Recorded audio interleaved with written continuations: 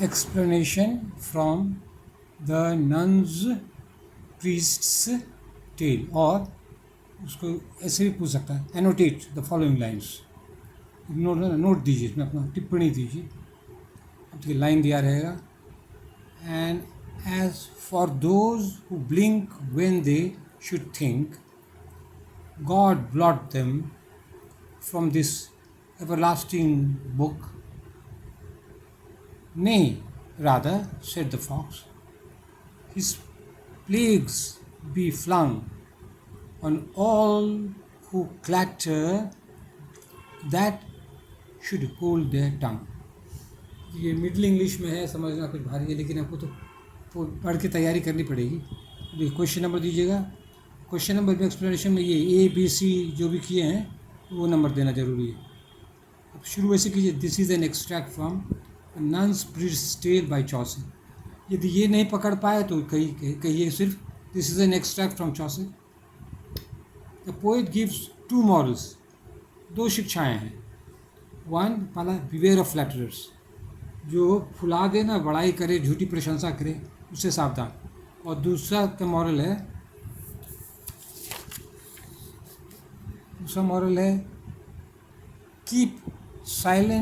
Keeping silence is better than boasting.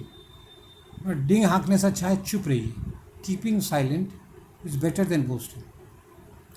अब देखिए ये यहाँ पर जोड़ सकते हैं, क्या है, the cock learns the first lesson, the fox the second. देखिए पंक्चुएशन ध्यान दीजिए. फर्स्ट लेसन सेमी कोलन है, फॉक्स पहला लेसन जो है कॉक सीखता है कि फूलो नहीं, और दूसरा लेसन कौन सीखता है, फॉक्स, कि डिंग मत हाँको, चुप रहो. अच्छा अब क्या कहते हैं, कमेंट देना है. Lines have music because of good rhymes. Rhyme बढ़िया है, एग्जाम्पल दे दीजिए. ब्लिंक और थिंक, तुकबंदी बढ़िया है. फ्लंग, टंग, अच्छा है तुकबंदी, तो उसके कारण संगीत हो जाता है, म्यूजिकल है. Chaucer experience the pain of the black death, the pleasant revolt and the corruption of the church. अपने समय में ये भोगा बेचारा, ब्लैक डेथ, कॉलरा फैल गया चारों बगल, किसान सब क्रांति कर बैठा, चर्च में करप्शन था. He accept them as a part of life, लेकिन वो उसको स्वीकार करता, कहता है ज़िंदगी यही है, खट्टा मीठा. ही मिरर्स लाइफ, और जो लाइफ देखता है उसका वो पिक्चर देता है. Chaucer was a contemporary of Langland. His Piers Plowman shows anger against evil. लेकिन लैंगलैंड जो है, देखिए ये नाउन है, प्रोनाउन. तो लैंगलैंड का पियर्स प्लाउमैन है, गुस्सा दिखाता है, जो गंदगी जो है समाज में उसके खिलाफ गुस्सा दिखाता है. हमको आना है पेज 3 में. पेज 3 में हमारे, चलिए, चॉसर इंजॉयज ब्यूटी. तो चॉसर में क्या गुण है, उसकी ब्यूटी का, सुंदरता का आनंद लेता है. In the nun's priest's tale the cock tells his wife. क्या कहता है, जो कॉक, जो मुर्गा कहता है अपने बीवी, क्या कहता है, when I see the beauty of your face I forget all my fear. मेरा सुंदर चेहरा देखकर हम सब दुख भूल जाते हैं. ये तो मुर्गा कह रहा है मुर्गी को, लेकिन असल में बहुत समझदार हस्बैंड भी अपनी वाइफ को कहता है, कहना भी चाहिए. Chaucer compares a girl to a flowering pear tree. देखिए सुंदरता है, लड़की जब खिलती है उसको कंपेरिजन करता पियर ट्री का पिक्चर देखिएगा यूट्यूब में, एकदम लाल, इतना सुंदर लगता है. तो उसी तरह जब लड़की जब जवान होने लगती है, खिल जाती है. Chaucer is beauty when beauty should be seen. Chaucer वहाँ सुंदरता देखता है या उसको देखना चाहिए. Is not like Kamala Das who sees her hair when she is flowering. Kamala Das जब खिल रही है तो उसको अपना बालें दिखाई पड़ता है, my hair, body sprouted hair. This has reference to your poem and introduction. Kamala Das introduction यही करती है कि जब समझे तो वो हेयर पर ध्यान देती है, और चॉसर जो है सुंदरता पर ध्यान देता है. ठीक है. Chaucer lived in the 14th century. पन्ना आपको भरना है तो बढ़िया इंटरेस्टिंग सब चीज़ जो है चॉसर के बारे में दीजिए. Chaucer lived in the 14th century England. He, page 4 में हमारे, he wrote in Middle English. ये सब तो इंटरेस्टिंग बात है, आप किसी भी एक्सप्लेनेशन में दे सकते हैं. He wrote in Middle English. There is a difference between modern English and Middle English. दोनों में अंतर है. The difference is seen in meaning, spelling and pronunciation. तीनों में अंतर है, इसीलिए हम लोग को मिडिल इंग्लिश समझने में कुछ दिक्कत होती है. One thing should be noted in the poetry of Chaucer. Chaucer की कविता में एक चीज़ पर ध्यान देना है. The e at the end of the line is pronounced. कविता के अंत में जो है ना, जैसे टंग, दे होल्ड द टंगी, तो ये सब जैसे होल्ड द टंगी, ई करे टंगी, ई at the end of the line is pronounced.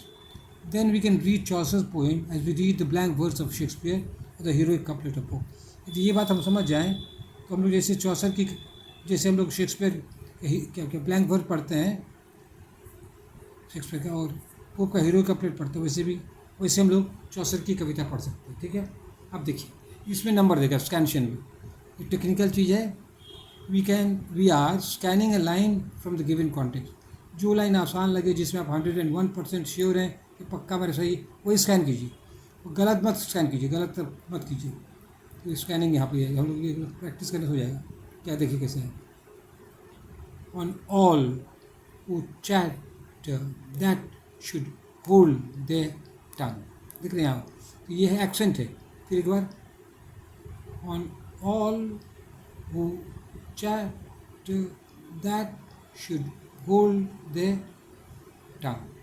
फिर क्या कहते हैं, एक दो करके लाइन दे दीजिए, एक दो लाइन, एक दो लाइन, एक दो लाइन, एक दो लाइन, और नंबरिंग कर दीजिए, 1 2 3 4 5, 5 है तो पेंटामीटर हो गया।